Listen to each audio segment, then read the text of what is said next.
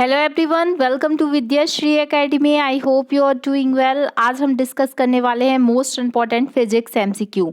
ये एमसीक्यू जो है वो काफ़ी महत्वपूर्ण है, चाहे वो वर्ग 2 का साइंस का एग्जाम हो या एमपीपीएससी का प्रीलिम्स का एग्जाम हो। जिस भी एग्जाम में साइंस पूछी जाएगी तो यहाँ से क्वेश्चंस आपको ज़रूर देखने मिलेंगे, तो ध्यान से ये वीडियो देखिएगा। रिवाइज करेंगे हम पूरे साइंस के क्वेश्चन जो कि फिजिक्स के क्वेश्चंस वेरियस एग्जाम में पूछे गए हैं। फर्स्ट क्वेश्चन है कि एक नक्षत्र का रंग निर्भर करता है सूर्य से दूरी पर, त्रिज्या पर, घनत्व पर या पृष्ठीय ताप पर।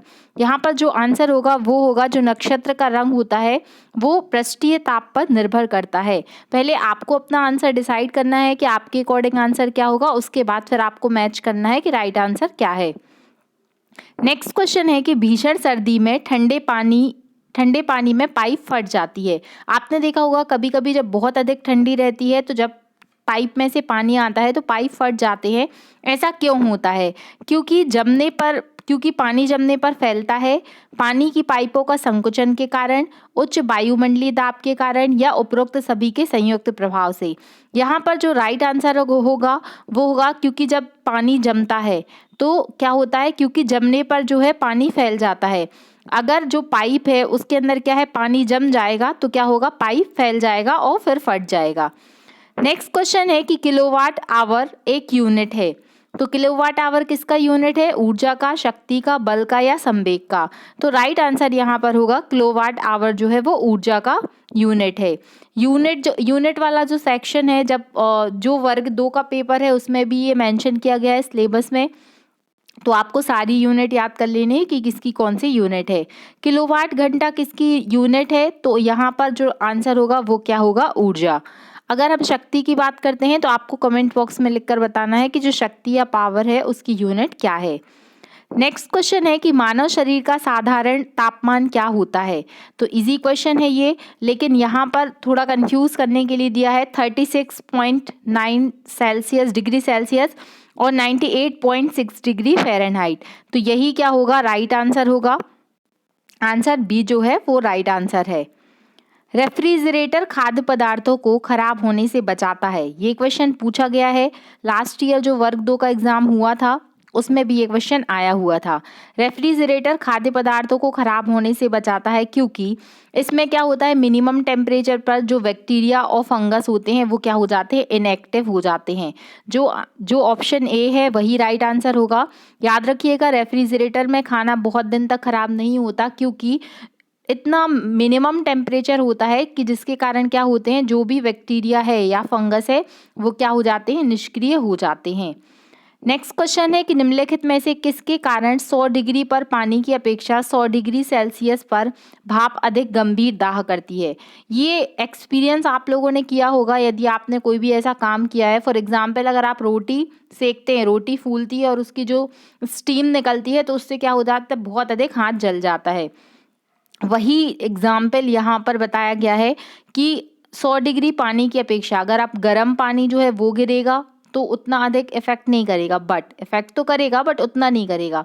लेकिन यदि 100 डिग्री भाप बहुत अधिक गंभीर हो जाती है, ऐसा होता है गुप्त ऊष्मा के कारण, क्योंकि भाप में वाष्पन की गुप्त ऊष्मा होती है, इसीलिए ये बहुत अधिक खतरनाक हो जाता है। तो इस तरीके के क्वेश्चन पूछे जाते हैं जो एप्लीकेबल होते हैं, तो इनको अच्छे से पढ़ना है। क्रायोजेनिक किससे संबंधित विज्ञान है? क्रायोजेनिक क्या होता है? तो ये जब भी बहुत अधिक मिनिमम टेम्परेचर की बात की जाती है तो वहाँ पर एक टर्म यूज होता है क्रायोजेनिक। तो ये तो आपको पता चल गया कि निम्न तापमान से संबंधित है क्रायोजेनिक का। लेकिन क्या आप बता सकते हैं कि जो मैक्सिमम टेम्परेचर के लिए कौन सा टर्म यूज किया जाता है? अगर आपको पता है तो आप कमेंट बॉक्स में लिखकर बता सकते हैं। नेक्स्ट क्वेश्चन है कि ईंट के बने भवनों की तुलना में कच्ची मिट्टी के मकान ग्रीष्म में ठंडे और शीतकाल में अधिक गर्म होने का कारण क्या होता है? तो बोला भी जाता है कि जो मिट्टी के मकान है, कच्ची मिट्टी के मकान है, वो काफ़ी अच्छे होते हैं क्योंकि उसमें क्या है, ना ज़्यादा गर्मी लगती है ना ठंडी में ज़्यादा ठंडी लगती है। तो ऐसा क्यों होता है? क्योंकि जो मिट्टी कच्ची मिट्टी होती है वो क्या होती है, बुरी चालक होती है, उसकी कंडक्टिविटी नहीं होती है, इसीलिए क्या होता है, ऐसा होता है। तो ये आपको याद रखना है।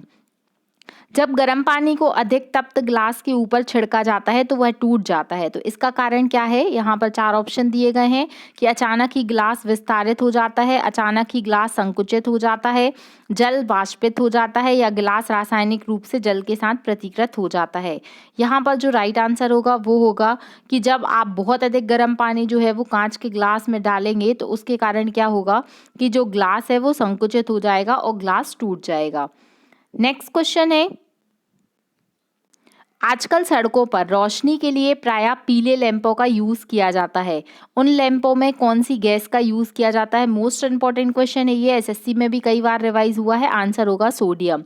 जो आपने देखा होगा सड़कों पर जो लाइट लगी रहती है, स्ट्रीट लाइट होती है, तो वहां पर क्या होता है, सोडियम गैस का यूज किया जाता है।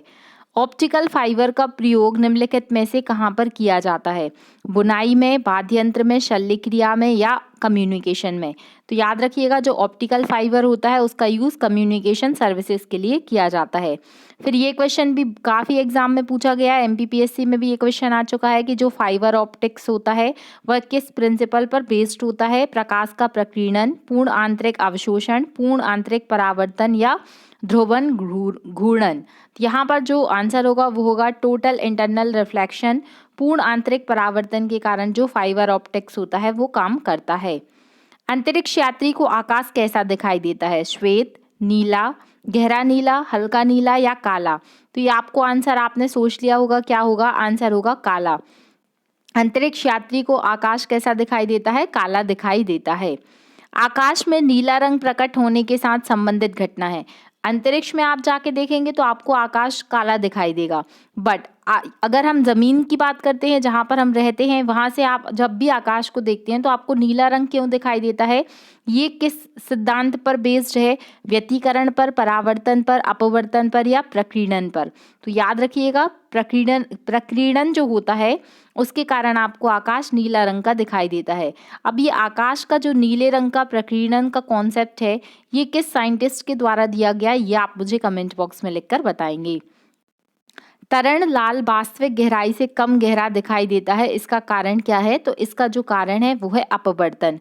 तो ये अपवर्तन, परावर्तन, टोटल इंटरनल रिफ्लेक्शन, इससे रिलेटेड जितने भी एग्जाम्पल वाले क्वेश्चन है वो आप पढ़ लीजिए, उसके क्वेश्चन पूछ जाते हैं। फॉर एग्जाम्पल मारीची का उदाहरण है, तो केवल प्रकाश के अपवर्तन का, केवल प्रकाश के पूर्ण आंतरिक परावर्तन का, प्रकाश के अपवर्तन और पूर्ण आंतरिक परावर्तन का या केवल प्रकाश के परिक्षेपण का? तो मारीचिका, जो मारीचिका एग्जाम्पल है ये भी क्वेश्चन कई बार पूछा गया है कि प्रकाश के अपवर्तन प्लस जो टोटल इंटरनल रिफ्लेक्शन होता है उसके कारण क्या है? मारीचिका दिखाई देती है। मतलब ऐसा लगता है कि वहां पर पानी है लेकिन एक्चुअल में वहां पर पानी नहीं होता है। ये घटना आपको जो रेगिस्तानी इलाके हैं वहां पर दिखाई देगी। कारों के हैंडपंप में प्रयुक्त कारों के हैंडलैम्प में प्रयुक्त दर्पण किस प्रकार के होते हैं? तो जो कार होते हैं उसमें जो लैंप लगे होते हैं, हेडलैम्प लगे होते हैं, उसमें जो मिरर यूज होता है वो किस प्रकार का मिरर होता है? तो वो परवलयिक अवतल होता है। ये भी आपको याद रखिएगा, ये एग्जाम्पल भी पूछे जाते हैं। क्या आप बता सकते हैं कि जो दांत के डॉक्टर होते हैं, डेंटिस्ट, वो किस प्रकार के मिरर का यूज करते हैं? अगर आपको पता है तो आप कमेंट बॉक्स में लिखकर बताएं। साबुन के बुलबुले पर प्रकाश डालने पर रंग दिखाई देता है, इसका कारण क्या है? तो वो है व्यतिकरण। याद रखिएगा व्यतिकरण के कारण जो है साबुन के बुलबुले पर प्रकाश डालने पर जब भी आप लाइट डालेंगे तो आपको कलरफुल रिफ्लेक्शन देखने मिलेगा। हीरा क्यों चमकता है? बहुत ही इजी क्वेश्चन है, कई बार एग्जाम में आ चुका है, आपको आंसर पता ही होगा। आंसर क्या होगा? प्रकाश का संपूर्ण आंतरिक परावर्तन के कारण हीरा चमकता है। प्रकाश को सूर्य से पृथ्वी तक आने में कितना समय लगता है? 5.5 मिनट, 6.8 मिनट, 8.3 मिनट या 9.5 मिनट? आई होप आपने अपना राइट आंसर सोच लिया होगा। राइट आंसर होगा 8.3 मिनट। जब सूर्य का प्रकाश जो है वो पृथ्वी पर पहुंचता है तो वो कितने मिनट में पहुंचता है? 8.3 मिनट में पहुंचता है। तो क्या आप बता सकते हैं कि सूर्य और पृथ्वी के बीच में दूरी कितनी है? अगर आपको पता है तो आप कमेंट बॉक्स में लिखकर बताइएगा। देखिए जो क्वेश्चन मैं आपसे पूछती हूँ मेरा उद्देश्य बस यही रहता है कि आपको अधिक से अधिक इन्फॉर्मेशन मिले। अगर आपको नहीं पता है तो आप सर्च करके बताएं, लेकिन अगर आप एक बार कमेंट बॉक्स में लिख देंगे ना तो फिर आप कभी भी नहीं भूलेंगे। वर्णांधता का दोष किस लेंस के प्रयोग द्वारा दूर किया जाता है? जिन लोगों को वर्णांधता होती है, जो कलर डिफरेंस को नहीं समझ पाते हैं, तो उनके लिए कौन सा लेंस यूज़ किया जाता है? यहाँ पर ऑप्शन दिए गए हैं अवतल लेंस, उत्तल लेंस, सिलेंडरी लेंस या नन ऑफ दीज। तो राइट आंसर होगा डी, इनमें से कोई नहीं। वायुमंडल के ऊपरी भाग, वायुमंडल का ऊपरी भाग स्ट्रेटोस्फीयर है। स्ट्रेटोस्फीयर में ओजोन परत हमारी रक्षा करती है। किससे रक्षा करती है? तो आपको पता होगा कि वायुमंडल में इस तरीके से सबसे पहले शोभमंडल होता है, फिर ये स्ट्रेटोस्फीयर, मतलब यहाँ पर क्या है, समताप मंडल। तो जो ओजोन लेयर है, ओजोन लेयर ऐसी कौन सी सूर्य से आने वाली किरणें होती हैं जो हानिकारक होती हैं, उनसे हमारी रक्षा करती है? तो वो रेज होती है यूवी रेज। यूवी रेज बहुत ही घातक होती हैं, इसके कारण स्किन कैंसर और स्किन डिसीज जैसी अनेक प्रकार की बीमारियां होती हैं। निकट दृष्टि दोष या मायोपिया, निकट दृष्टि दोष को क्या कहा जाता है? मायोपिया कहा जाता है। तो इसको ठीक करने के लिए किस प्रकार के लेंस का यूज किया जाता है? बेलनाकार लेंस, उत्तल लेंस, अवतल लेंस या समतल लेंस। राइट आंसर होगा यहाँ पर अवतल लेंस। अवतल लेंस का यूज जो है वो मायोपिया के उपचार में यूज किया जाता है। नेक्स्ट क्वेश्चन है कि रात में कुहासे और कोहरे में फोटोग्राफी करना निम्नलिखित में से किसके प्रयोग से संभव हुआ है? परावैंगनी किरणों के कारण, अवरक्त किरणों के कारण, माइक्रोवेव के कारण या गामा रेज के कारण। तो यहाँ पर राइट आंसर होगा वो होगा IR रेज। जो इंफ्रारेड किरणें होती हैं उसके कारण ही क्या है कि रात्रि में अब हम फोटोग्राफी कर पाते हैं। समुद्र में पानी के नीले होने का कारण क्या है? ये क्वेश्चन हम पहले भी डिस्कस कर चुके हैं, तो याद रखिएगा यहाँ पर जो राइट आंसर होगा वो होगा जो प्रकीर्णन की घटना होती है, जल अणुओं के द्वारा जो नीचे के प्रकाश का प्रकीर्णन होता है, उसी के कारण क्या मिलता है, समुद्र का पानी हल्का नीले रंग का दिखाई देता है। चाहे आपसे पूछा जाए कि समुद्र का पानी हल्के नीले रंग का दिखाई क्या देता है, तो आंसर होगा कि प्रकीर्णन के कारण। और सेम जो कॉन्सेप्ट है वो यूज होता है आकाश के नीला रंग दिखाई देने में। एक सामान्य नेत्र सुस्पष्ट दृष्टि की न्यूनतम दूरी क्या है? ये क्वेश्चन भी काफी अच्छा है, पूछा गया है। 25 मिलीमीटर, 25 सेंटीमीटर, 25 मीटर। तो यहाँ पर आंसर होगा 25 सेंटीमीटर। 25 सेंटीमीटर की दूरी तक हमारे नेत्र जो हैं, अगर कोई प्रॉब्लम नहीं है तो वो स्पष्ट दूरी देख सकते हैं। तारों के टिमटिमाने का कारण क्या है? अच्छा क्वेश्चन है ये, याद रखिएगा कि तारे हमें टिमटिमाते हुए दिखाई देते हैं वायुमंडलीय अपवर्तन के कारण। वाहन चालन हेतु जो साइड मिरर होता है तो वो कौन सा होता है? जो पीछे का मिरर, पीछे का दृश्य मिरर होता है, उसमें कौन सा दर्पण यूज होता है? तो वो होता है उत्तल दर्पण। क्योंकि इसमें क्या है कि जो पीछे वाले जो वाहन है वो हमें कैसे दिखाई देंगे? साइज से छोटे छोटे दिखाई देते हैं। और अवतल दर्पण में क्या होता है कि जो भी स्ट्रक्चर है, जो भी साइज है, हमें उससे बड़ा दिखाई देता है। ध्वनि ऊर्जा को विद्युत ऊर्जा में परिवर्तित करने वाले यंत्र का क्या नाम है? तो यहाँ पर राइट आंसर होगा माइक्रोफोन।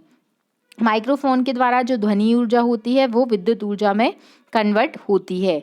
एक्सरे की खोज किसने की? तो ये क्वेश्चन हमने पहले भी डिस्कस किया है कि कोई भी एक्स है, मतलब किसी का भी कोई भी एक्स है, हम जस्ट याद कर रहे हैं, तो वो क्या है? अगर हमेशा तो ऐसा होता है कि वो क्या है, एक्स को याद कर करके लोग रोते रहते हैं, तो रोजेंटन।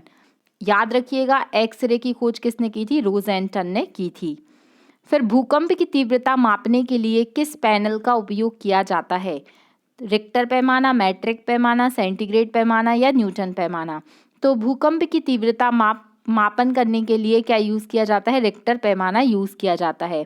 डेसिबल इकाई का प्रयोग किया जाता है, तो डेसिबल का संबंध किससे है? तो ध्वनि की तीव्रता नापने के लिए डेसिबल का यूज किया जाता है।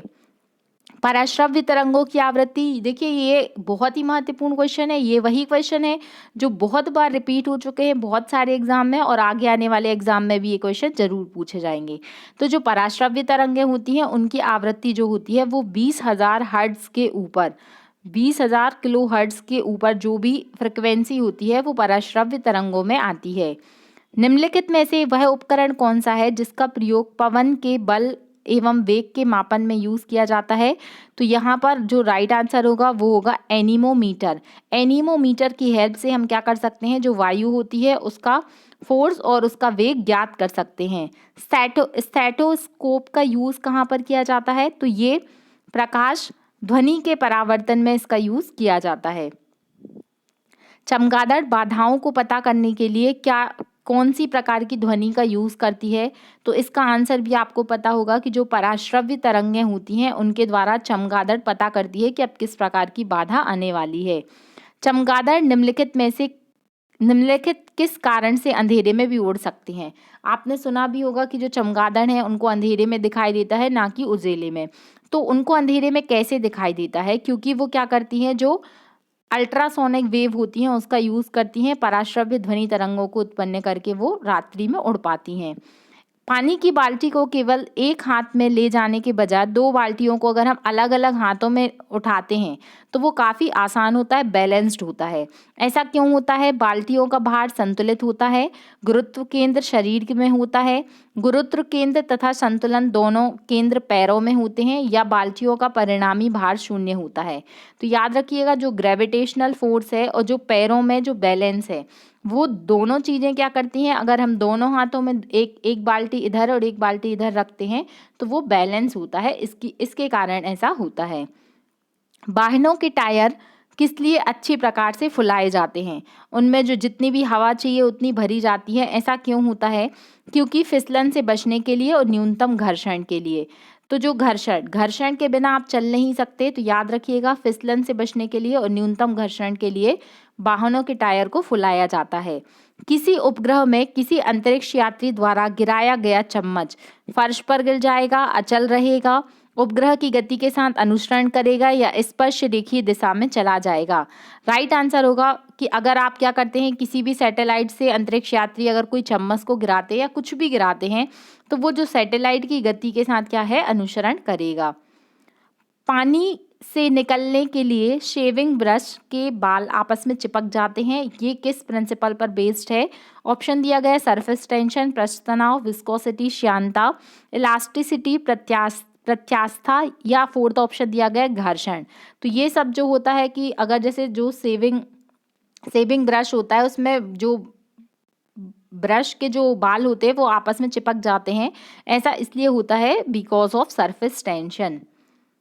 बॉल पेन किस सिद्धांत पर काम करता है? तो ये भी काफ़ी इजी क्वेश्चन है, ये जो गुरुत्वीय बल होता है उस पर काम करता है। वायु की सापेक्षित आर्द्रता का मापन या रिकॉर्ड किस उपकरण में किया जाता है? तो ये हम पहले भी डिस्कस कर चुके हैं, आंसर होगा बैरोमीटर। WWW का फुल फॉर्म क्या है? तो वर्ल्ड वाइड वेब जो है WWW का फुल फॉर्म है। अब यहाँ पर एक क्वेश्चन कंप्यूटर से रिलेटेड आ गया, तो आप मुझे बताएंगे कि WWW का आविष्कार कब और किसके द्वारा किया गया था? दूध को मथने पर क्रीम जो है वो अलग हो जाती है, तो ये किस कारण होती है? गुरुत्वीय बल के कारण, अभिकेंद्री बल, अपकेंद्री बल, या घर्षण बल? तो यहाँ पर राइट आंसर क्या होगा? अपकेंद्री बल के कारण क्या होता है, दूध से क्रीम अलग हो जाती है। पहाड़ों पर जल कम तापमान पर उबलता है क्योंकि पहाड़ों पर ठंड अधिक होती है, पहाड़ों पर CO2 कम होती है, पहाड़ों पर वायु दाब कम होता है, या ऑक्सीजन कम होती है? याद रखिएगा, कई बार ये क्वेश्चन पूछा गया है कि पहाड़ों पर जो जल है वो कम तापमान पर उबलता है क्योंकि वहाँ पर जो प्रेशर होता है वो कम होता है। चावल पकाना कठिन होता है पर्वत के शिखर पर, समुद्र तल पर, खदान के नीचे, या कहीं भी एक जैसा? राइट आंसर होगा कि जो पर्वत के शिखर है वहां पर यदि आप चावल पकाएंगे तो उसमें कठिनाई होगी। गर्म पानी के दौरान पंखे से सुख मिलता है, गर्म मौसम के दौरान पंखे से सुख मिलता है, इसका कारण क्या है? तो गर्मी में यदि आप पंखे के नीचे बैठेंगे, ठंडी ठंडी हवा खाएंगे तो ऑब्वियस है कि आपको अच्छा लगेगा। लेकिन ऐसा हो क्यों रहा है? क्योंकि पंखा ठंडी हवा देता है, पंखे से हवा ठंडी हो जाती है, हमारा पसीना जल्दी सूख जाता है, या हवा की चालकता बढ़ जाती है। देखिए, अभी ये क्वेश्चन हो सकता है आपको बहुत फनी लग रहे हो, लेकिन जब एग्जाम में ये क्वेश्चन आते हैं ना तो वहाँ पसीना सच में निकल जाता है। तो ठंडी हवा का कारण ये होता है क्योंकि वो क्या है, पसीने को जल्दी से सोख लेता है। किसी बत्ती में तेल चढ़ना, इसका कारण क्या होता है? तो आंसर होगा विस्कोसिटी, तेल की श्यानता। एक मिनट, इसमें आंसर पृष्ठ तनाव दिया है लेकिन आई थिंक से इसका आंसर बी होना चाहिए, आप एक बार इसे चेक कर लीजिएगा। पानी के छोटे छोटे बुलबुलों के गोल होने का कारण क्या होता है? तो इसका आंसर होगा पृष्ठ तनाव। घरेलू विद्युत उपक्रम में प्रयुक्त सुरक्षा फ्यूज तार उस धातु की बनी होती है जिसका कम प्रतिरोध होता है। मतलब यहाँ पर बताना है आपको कि जो घरेलू उपकरण होते हैं उसमें जो फ्यूज तार धातु की बनी होती है। तो यहाँ पर पूछा गया है कि उसका गलनांक कम हो, कि प्रतिरोध कम हो, विशिष्ट घनत्व कम हो या चालकता कम हो। तो राइट आंसर होगा कि उसका जो गलनांक है वो कम होना चाहिए। गैल्वेनोमीटर के द्वारा पता लगाया जाता है। तो गैल्वेनोमीटर के द्वारा विद्युत धारा का पता लगाया जा सकता है। तो ये कुछ मोस्ट इम्पॉर्टेंट एमसीक्यू थे जो फिजिक्स के एमसीक्यू थे। अगर आपको ये वीडियो अच्छा लग रहा है तो आपको अपने दोस्तों तक इसे शेयर करना है। अगर आपने पहली बार चैनल विजिट किया है तो आपको चैनल सब्सक्राइब करना है। विद्याश्री एकेडमी बाय पूजा आप टेलीग्राम ग्रुप पे भी ज्वाइन कर सकते हैं। Thank you so much. पढ़ते रहिए, खुश रहिए। जय हिंद, जय भारत।